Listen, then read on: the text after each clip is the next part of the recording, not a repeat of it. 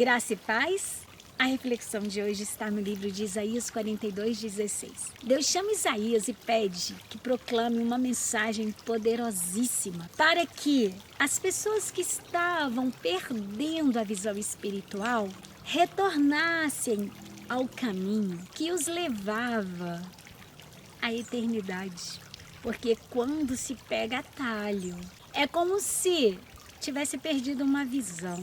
E o cego, quando está sendo guiado pelo seu bastão que aponta o caminho, ou por um cão que o conduz, ele precisa simplesmente de ter uma audição muito ativada. E isso acaba acontecendo, porque quando se perde a visão, no caso de naturalidade, da vida natural, os ouvidos naturais, eles ficam aguçados.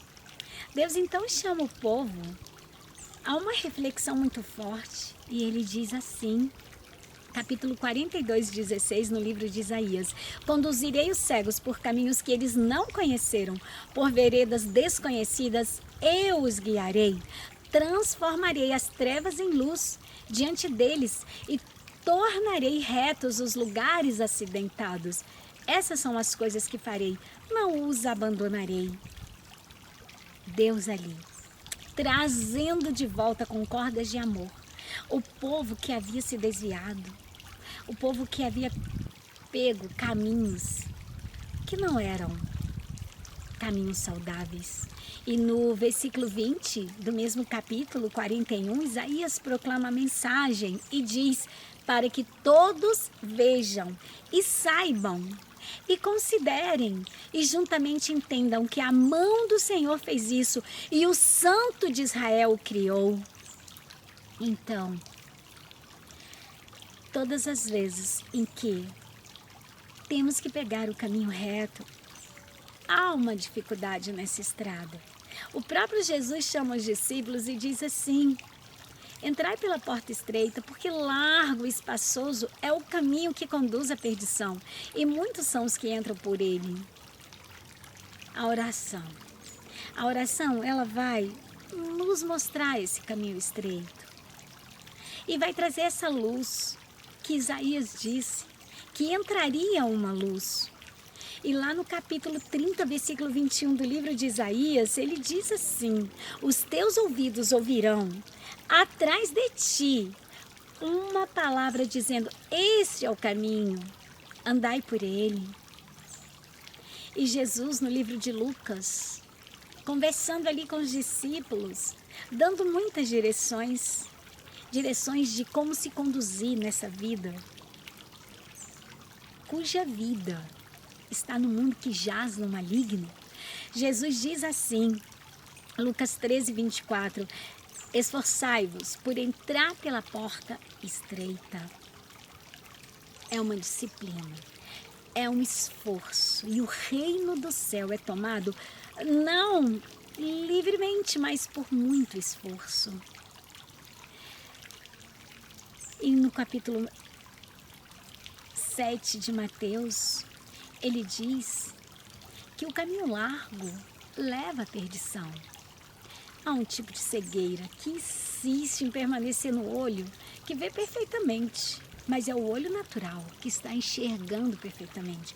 Está olhando ao redor, olhando no mundo, está vendo tudo, mas os olhos aqui do coração estão cegos.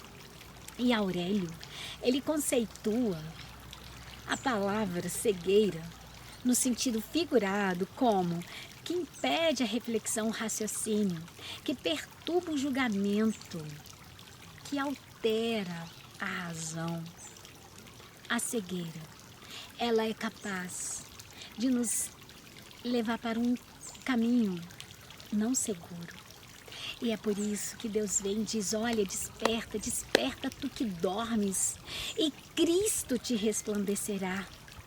A luz divina, ela vai abrir os olhos do coração e ela vai simplesmente transformar as trevas em luz, como disse Isaías. Na forma figurada, cego é o desprovido de entendimento, conforme falou Aurélio. O sentido espiritual, mas vai além disso tudo. E esse sentido espiritual é o que interessa.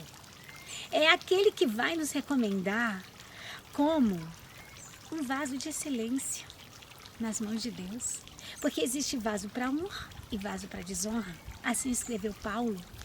O vaso para honra é aquele que enxerga o mundo físico, natural, mas também vai muito mais além. Ele vai enxergar o reino espiritual. O profeta Isaías, ele enfatiza a necessidade de primeiro ver e depois saber. Porque quando nós queremos saber algo sem enxergar o reino espiritual, a nossa sabedoria, ela vai nos conduzir a destruições. Abrir os olhos do coração para enxergar a luz no fundo do túnel é tarefa do Espírito Santo de Deus. Por isso, a comunhão com Deus é base para uma audição que seja capaz de sentir e de ouvir o vento que sopra sem aviso prévio. Porque João escreve e diz que o vento sopra onde quer. Muitas vezes nós ouvimos a voz, ouvimos o sopro desse vento, mas nós não sabemos nem de onde ele vem nem para onde ele vai. E para que a percepção espiritual não se enfraqueça, é preciso conhecer a luz que indica a vereda aplanada. Isaías disse: tornarei retos os lugares acidentados. O que é isso? Na prática, são atitudes nossas. São caminhos que muitas vezes nós pegamos fora da direção de Deus. E quando nós buscamos entrar pela porta estreita, que é tomada por esforço, essa luz ela vem e ela nos mostra a vereda certa, a vereda que não tem atalhos, que não tem montes que possam nos derrubar e nem barreiras, obstáculos qualquer. Então, ela retrata os feitos poderosos do Criador e a maneira como ele se relaciona com a sua criação. Essa luz, ela vai trazer a interpretação e a aplicação da palavra de Deus. E a palavra de Deus, ela vai nos ensinar como aplanar esses caminhos. Porque é o próprio Deus quem faz esse movimento todo de simplesmente ir à nossa frente, aplanando os nossos caminhos. Mas para que Deus venha atuar pelo seu Espírito e nos conduzir neste mundo tão cheio de horror, é necessário que nós venhamos simplesmente mergulhar nas páginas da palavra dele, porque ali nós vamos encontrar comandos que vão nos conduzir a essa tão acessível luz que está ali, irradiando da eternidade, mas que se nós não abrirmos os olhos do nosso coração, nós não vamos enxergar a luz. Essa luz não vai ser capaz de dissipar as trevas que envolvem o nosso caminhar.